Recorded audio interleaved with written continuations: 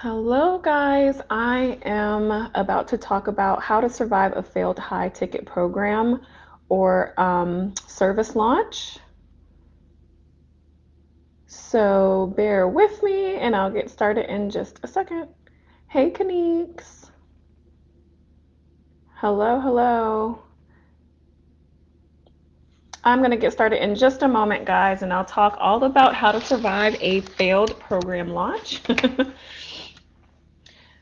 For the last couple of days, I've been talking a lot about how you need to start paying attention to, the problems that your target audience is having instead of focusing on all of the pain points that they're having. Because typically, when you only focus on pain points, you don't actually solve their bigger problem, which is what is causing them to typically not want your high ticket services. So I figured I would kind of walk you through a how you can recover and survive a high ticket program failed launch because I think it's something that you need to start paying attention to. A lot of people are typically discouraged when they have a failed program launch, and they will tend to start offering discounts or adding bonuses and doing all these extra things that don't really make a lot of sense for why their program failed. So I kind of wanted to walk you through what that feels like and what to actually pay attention to so you can avoid it in the future. So people are trickling in. I'm going to go ahead and get started. The reason I wanted to even talk about this, and it's the reason why I did my coaching program in the first place, is because I noticed, I'll talk about like my first failed program launch first. Back in March of this year, I wanted to launch a DIY professional business branding mastermind. This mastermind I thought was going to be brilliant because a lot of people couldn't actually afford my high ticket service. My high ticket service was doing brand design and website design. And so because they couldn't afford that, I wanted to offer a solution that would allow them to have all of the design features that they need. Like I gave them website templates, logo templates. I helped them come up with their colors, all this stuff in a course with a hybrid coaching program. And I thought that this thing was going to sell like hotcakes because so many people were like, I can't afford your services. I can't afford a designer, but I want professional design. So duh, I'm like, this is what they need. This is what they want. That was my first mistake, is I assumed what they wanted from me was a solution like that. I didn't ask anybody. I didn't do any market research. I just assumed because they could not afford my service that I should offer something cheaper. I'm going to keep going through the story, and then I'll go back and tell you all of the mistakes that I made and the mistakes that you're probably making as well when you're trying to sell high ticket services. So I did all the things that they tell you to do. Everyone's telling you the same things. They're like, show up consistently, do all these marketing funnels, send all the emails, promote on social media every day, promote for at least 3 weeks, 4 weeks, 5 weeks. They're telling you to create that FOMO. They're telling you to create the most amazing bonuses. But I'm here to tell you that you can really do all of those things and literally nobody will still buy your high ticket service is it if it isn't something that they want, if it isn't something that they see any value in, and if it isn't something that you're selling to the right people. And that is where I feel like I really went wrong in that very first launch that I ever had for a high ticket service. So again, if you're kind of thinking to yourself, well, I do all of those things. I had a wait list going, y'all. I had all these people like getting excited and asking me questions about my program. So I really just knew that it was going to sell, like, and sell really well, but it didn't. And as I look back on that, I have notes all over the place, and I'm also in my Facebook group. So don't ignore me if I'm looking all around like a crazy person. I had 3,000 followers, and I was getting a lot of engagement. So I want you to know that having a lot of followers isn't going to make your high ticket program sell or your services sell. Even if you have a little bit of, like, people think, oh, I only have a little bit of followers, that's the reason why my stuff didn't sell. Well, nope, that's not the reason, because I had 3,000 followers and it still didn't sell. They're thinking, oh, I didn't have enough bonuses. Well, I had a million bonuses. They were getting a full website, full branding, all of these things. Those are amazing bonuses to get from someone, and it still didn't sell, right? So people are thinking, well, it's because it was too expensive. Mine even wasn't even that expensive, and it still didn't sell. It's not just your price that's the reason that things aren't selling. It isn't the amount of followers that you have. It isn't whether or not you're showing up every single day. I showed up to social media every single day and it didn't matter. So I want you to know that the things that you keep thinking are the problems and why your stuff isn't selling really isn't. Um, and what it typically boils down to is three things that you're missing is that you didn't figure out who that one target audience should be, what that one major problem that they are having that you can definitely solve, and then you didn't create your program or your service offering to actually help them with that problem. Um, I talk a lot on here about niching your services and niching what you're doing. All of my coaching programs are about niching, figuring out your signature service, focusing only on one marketing tactic. And the reason I do that is because often people are forgetting that you have to have a focus. You cannot master everything if you're a busy entrepreneur. So when you are doing all of these tactics that a million people are teaching you to do, for a program that you didn't really vet out, for people that you didn't actually ask any questions to, that's why your programs are failing. You can sell something for $10, and if it's not something that people care about, they won't buy it. But especially when it comes to high ticket. So typically the symptoms of your service not being something that you really vetted out and that you're not attracting the right people are that every time you go to sell it, they're like, oh, I'll do that the next time, or oh, that's out of my budget, or but they were excited 5 seconds ago. If they were just excited about what you were offering, if they're commenting on all of your posts and then suddenly they're not interested in your offer, it's because you didn't really vet that offer out the right way. You didn't really say to them that this is valuable and it's going to solve their problem. Not all their symptoms, not a few of their symptoms and their pain points, but that it's going to solve their big problem. Some pitfalls that I saw and some setbacks that I experienced with this launch that I've been telling you guys about is that I had people joining my waitlist, but not one of them purchased. I kept getting leads who weren't the right fit because they couldn't afford the program. And I had so many leads that were interested, but ultimately they made excuses for why they weren't going to buy. And if that's happening to you when you're selling your high ticket services, again, you need to find your niche. I call them my MVPs, my most valuable person, my most valuable product, and my most valuable promise. If you can figure out your MVPs, if you can figure out those MVPs, every single time your offer will sell because you're selling it to the right people, solving the biggest pain point, the biggest problem that they're having, and you're creating a product just to solve that one thing. And that is how you sell high ticket services. So I hope this is resonating with you guys and this makes sense because this is just something that I hear so often. And I'll be like, well, what did you do after you didn't sell it? How long were you trying to sell it? And they're like, oh, I was trying to sell it for like 3 weeks and nobody bought. Okay, well, what were you saying to them in these posts? Like, what pain point are you trying to solve? Wait, drop that gold again. What's your MVP? It is the MVPs is your most valuable person, your most valuable problem, and your most valuable promise. So what your product is going to do, or excuse me, your most valuable product is the product that's going to solve that most valuable problem that your ideal clients have, and your most valuable person is the ideal client that is going to buy that from you. I hope that makes sense, guys. Most valuable person, most valuable product, most valuable problem. Thanks, Kaniques. I've been working on that.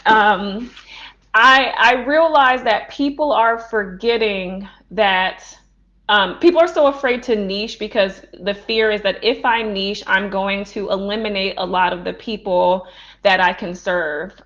There's so many people in the world, and if I eliminate all of them, but the opposite is actually true. The more you allow too many people to come in, the more likely you are to get people who aren't a good fit, the more likely you are to waste your time on these sales calls that aren't going to actually end up turning into clients because you're not speaking to the right person, and you're not making sure that they know I'm only talking to you. It's okay to only talk to one person for your specific offers, especially when they're high ticket. It's like you have to do that. And I didn't do that in the beginning. I was literally like, I want to help any entrepreneur who wants branding and wants a website and wants a rebrand, but they can't afford it. That's a lot of people, and that was very foolish.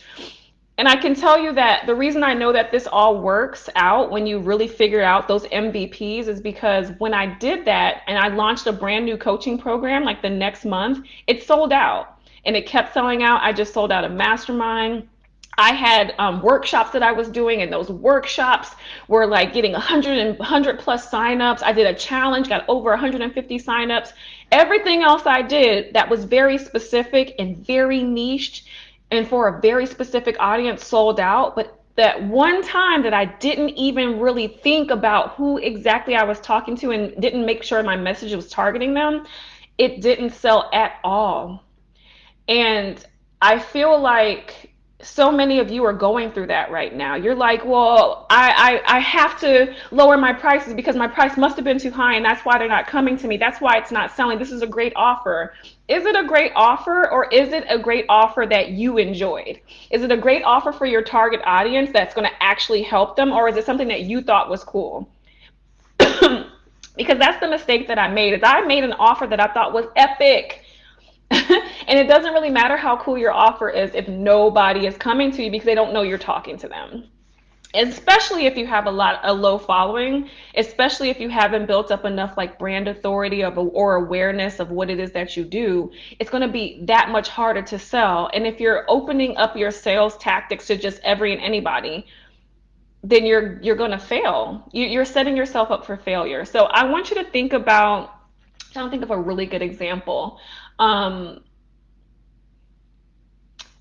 there are companies like fancy, like luxury companies like Rolex and all these people, these companies that have luxury, like high luxury brands.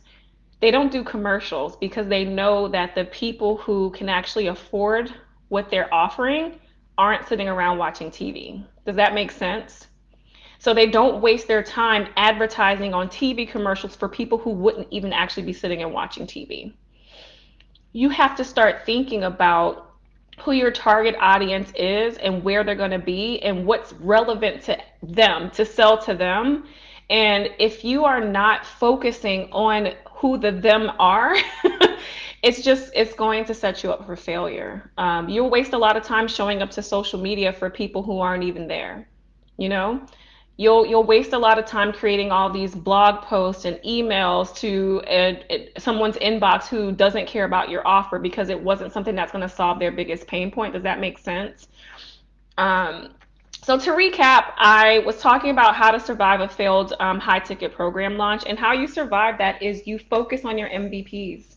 You focus on the most valuable person that is definitely going to need whatever you're offering, and then you figure out what is their biggest pain point and what is that pain point a symptom of. What's that problem? That's your most valuable problem. And then you create the most valuable product or service or package that is going to solve that biggest problem. You cannot solve a million different big problems with one thing. So you really need to figure out what's the most valuable thing problem that you can solve for your target audience, and that's the thing that you should focus on based on your zone of genius. This all still has to come from your zone of genius. I still knew that I was still just a branding person, and so I didn't try to come up with any other thing that was not related to branding.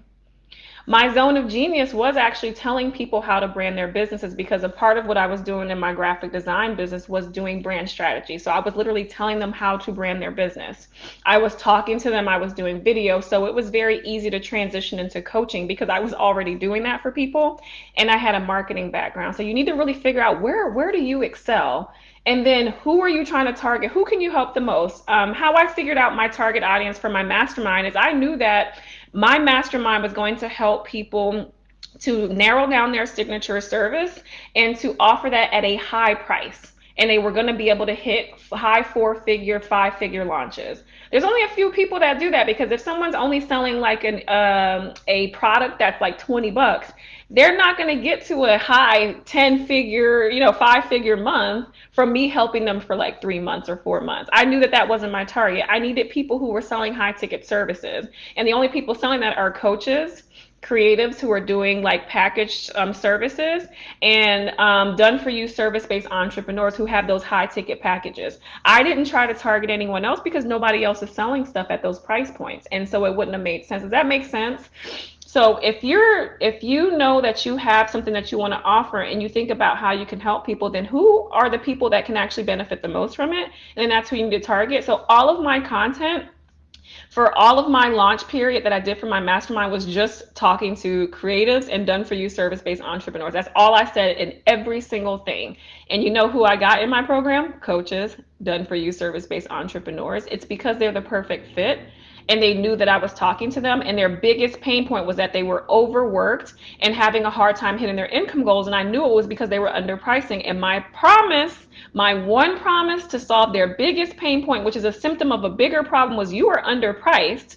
And so the problem I was solving was helping them to increase their prices. That's it. And that's how you successfully sell a high ticket service. After you've had a failed attempt, you go back and you realize, oh, I didn't really target the right people. I didn't really specify. I didn't really figure out what their biggest problem was. I only recognized their pain points. I didn't really think about what that pain point was a symptom of. When you start to think about that, that's how you have those successful launches repeatedly, again and again. I was launching a bunch of different things, but every time it was a success after that first failure, because I started doing that market research. I started really figuring out who I needed to talk to, and I started figuring out, well, asking them, what's really happening with your business. You can do this by doing like polls. I do like a lot of market research polls on my stories. All of my old clients on my questionnaires, I ask them what's going on with them. I'm glad you love this. I asked them a lot of questions. I'm like, hey, what's been going on with you? Well, what were you trying before? Well, why didn't that work for you? What else did you try? What feedback have you gotten from people? What results have you gotten for people? The more you start to ask your target audience like these questions, the better you understand what they need from you. Jazzy Jazz, I just sold my first $1,200 package because of your advice to let them know the benefits. Yes, Jasmine. So Jasmine is one of my favorites. She used to be my social media manager, and I was always telling her just how valuable her service was, and how I could get a big ROI from the engagement that she was doing. And I mean, when people understand that I'm not just your social media manager, I am going to bring you leads.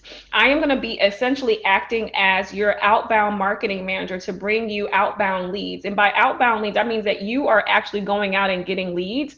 And most business owners aren't able to go and do that because they don't have the time. So you're mostly just being reactive. You're getting inbound leads. If someone happens to say something to you, of course you'll respond. But most business owners aren't like getting those outbound leads. So I'm like, as a social media manager, you are a big part of someone's company. So I'm glad that you did that, Jasmine, and I'm so proud of you. So to recap, the unique challenge that you need to overcome when you have a failed launch, when you've constantly been underpricing, offering discounts, adding bonuses, and people still aren't buying, or they're always telling you, oh, I can't afford that right now, or maybe next time, or, is there something, I don't want all of those things you're offering. Can you offer me a special package? Instead of you deciding I'm going to make a custom package for every single person that can afford it, or I'm going to offer a discount because they gave me a sob story. Instead of you doing all of those things, you should actually go back to the drawing board and say, who should I actually be targeting that can afford me? Because there are people who will be able to afford whatever you're offering. That doesn't require you to start to discount your stuff. Once you figure out who that person is, then only create content directed to that person to solve just their problems, because they're going to have unique problems. If you're just targeting every female entrepreneur, they have a lot of different problems. But if you're just targeting female entrepreneurs who are coaches, well, then you know that their problem is they're trying to create the right, package. They're trying to figure out the right service, the length of their program. They're trying to figure out how to teach their coaching clients how to get results for their coaching clients, how to teach their clients to get results. All of your content will start to be very specific to what their problem is versus you just talking to every female entrepreneur. I hope this stuff is making sense. Do you guys have questions? I love to answer questions, but I'm always curious as to if you've had this problem, like if you had a failed launch, and what do you think the problem was? Because I would love to help you kind of figure that out. Or do you just have any feedback or any questions about what I talked about today? I'll wait.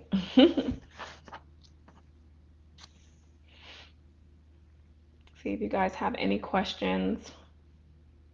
This is just something that I wanted to quickly talk about because I feel like once people have a failed launch, they kind of get back into a pattern of being underpriced, and that's not what I want. Thanks, Jasmine. Yeah, I don't. What if your MVPs are 3 to 5 different niches? That's a great question. So I will tell you that I feel like when it comes to niching, um, you need to launch one thing at a time for a very specific niche So I have a few different services that I used to offer. So I would offer like 90-minute intensives, and then I would do a one-on-one coaching, and then I started offering the mastermind, right? But someone who came to me for a 90-minute intensive, I knew that that was specifically a person who had already been in business, who was trying to solve like a really quick pain point only, not a big problem, but they had one little pain point that they needed a strategy for. That's something that I knew I could solve. So I would only talk about the things that I could quickly solve, which was only like two things. I'm like, I can help you rebrand your Instagram or grow your following or something like that. Your MVPs can't be in a million different niches. You have to figure out a way to categorize them. Um, so if I knew, for example, the big problem that I was going to solve for my mastermind was helping people increase their prices. And then I figured out a few different groups of people that I could all get to that same end result if they fell into three categories. I think I told you guys earlier. So I knew I could help coaches do that. I knew I could help done for you service based entrepreneurs, and I knew I could help creatives. And the reason I knew that is because I had already had one on one clients from each of those categories. I had already worked in each of those industries, and I understood how to do that for them. So those were three different people, three different target audiences. Does that make sense? I don't know your name, by the way, Accelerate Today Club. So I feel like you need to pick categories of where they fall in based on their big problem. And then that's how you can focus your energy on solving that problem for this group. And then all of your messaging for that group is about that same problem versus, so I would say in all of my things, I'm doing this for done for you creative service based entrepreneurs and coaches and, whatever. I would always say that's those three groups so that they all knew that they were included. But I made it very clear that I was talking to all three of them. Danielle, does that make sense, Danielle? That I put them into a bucket based on a problem that they were having, and then I was still able to attract three different target audiences because of the one common problem that they had and the one pain point and the solution that I was offering. Okay, good. I knew that they would all be happy with that and that promise that I was making to them. Okay, I'm glad that that makes sense. Okay, so let's see. Surfing K media. Yes, I always think that it's easy and I could do that they can do that on their own. So I'm afraid to tell them the price, but it's a lot of work. I've learned a lot and I give them so much value. Yeah, so and you have a media company, Problem Bucket. Love it. Okay, great. I'm glad that that helped Danielle. And yeah, the comment that you made, Surfing K media, makes a lot of sense. That it's you can start to think as a service-based entrepreneur that the reason that people aren't paying your high price is because they could probably do it themselves. But I can tell you right now that when you're selling high ticket services, one of the main reasons that somebody will invest in it is if you're going to save them time. So if you can prove that what you're doing is going to save them time, fast track them to a solution that they need, fast track them to an end result that they're trying to get, then that will actually still make them invest. So for example, Jasmine was in here earlier. She's a social media manager. I have a marketing background. I could manage my own social media, right? But I didn't have time to do it. And people will pay money for things that are going to save them time, that's going to make them more efficient. There's only so much that online business owners can do without a team. So at some point they have to contract out a team. They have to contract out things that they don't enjoy that's going to take away their energy and doesn't allow them to focus on their business growth. So at the time when I hired a social media manager, I did not have time to do my social media. Yes, I could have done it, but my time was better served creating the programs that are now making me all the money that I make. So it was more worth it for me to invest in someone to help me, to save me that time. It doesn't matter that I could do it myself. So I don't want you to think that just because you know that the person could probably do it themselves doesn't mean that they're going to do it very well because you're a specialist. So they're not even going to be doing it very well and they really don't have the time in the first place. It's why they're looking for a solution to help them in the first place. So if you can prove to them that what you're going to do is a different approach, it's going to be very specific to help them with their biggest problem. You're going to bring them an ROI and you're going to alleviate the pain point of not having the time to do it in the first place. They will buy it. I buy a lot of shit that's going to save me time. I give this example almost every live. I pay for laundry service because I can do my own laundry. I work from home. I run my own schedule. I work for myself. But I don't feel like doing that. And the time that I'm wasting up there doing this laundry that I'm never going to fold, that's now upsetting me and making me feel bad about my house, instead of me feeling all that negative energy about how my house looks because I couldn't fold the laundry that I didn't have time to do in the first place, I hired a laundry service and they take care of it and they bring it back to me clean and fold it. And all I have to do is put it on the shelf. Now, something that would have taken me an hour or two now only takes me 10 minutes. That 10 minutes is worth the $70 that I have to do every friggin' time they come to my house. I'm spending like, $140 a month on laundry, but I would rather spend $140 a month on laundry than to spend 4 hours a month doing laundry. Does that make sense? I don't know if she's still on, but I hope that that makes sense. For any of you who are thinking that people can just do whatever you're offering, so that's why you're afraid to increase your prices or to offer it at a higher price. It doesn't matter. Any other questions? That was a great question. So helpful. I assume my dream clients don't need me because their social media is already done well, but I can save them time and mental space. Exactly. So I'm a brand person. Like literally the thing that you just said. My social media manager, when I had her, she saw my account and was like, "Oh, you're a designer, so your stuff is beautiful." And I was like, "Yes." So I still would hire someone. I actually am about to contract out some of my design stuff because I don't feel like it. I don't have the time. I would rather focus my energy on helping my clients with brand strategy, which is going to really actually grow their business. And that's a higher value. They still need the design, but if I can have someone else just do the design part and I'm coming up with the strategy and the overall picture of how I want things to look, then ultimately I am better serving that client. So, yes, you are better serving that client by saving them time and mental space, but also allowing them to focus on the things that actually really grow their business, like building those relationships. When you send them all these people because you're managing their social media, they still have to close that deal.